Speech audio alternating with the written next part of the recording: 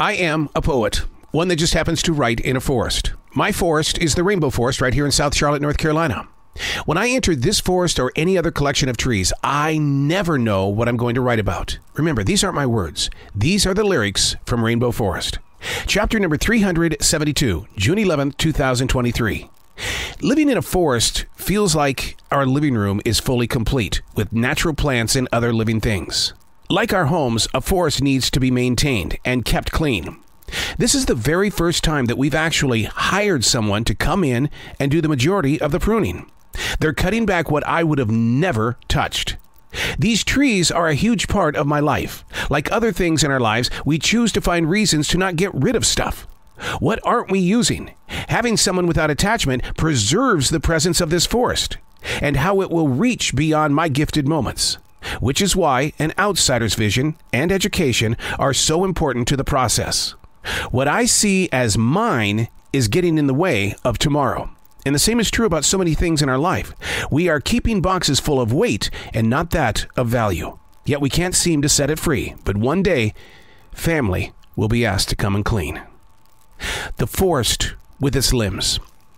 The forest with its ideas. Because I truly believe that a forest is constantly thinking. It's constantly planning. It knows the curve of the wind and really can feel the atmosphere change when bigger storms march on in.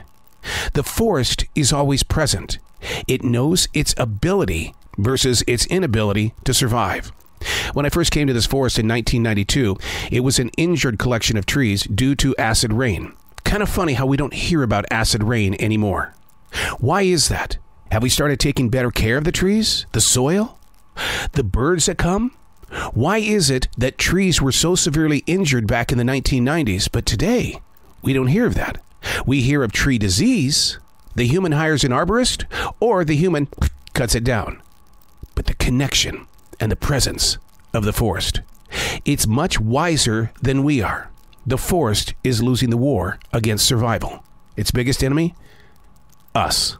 And from the very beginning, living in a forest feels like our living room is fully complete with natural plants and other living things.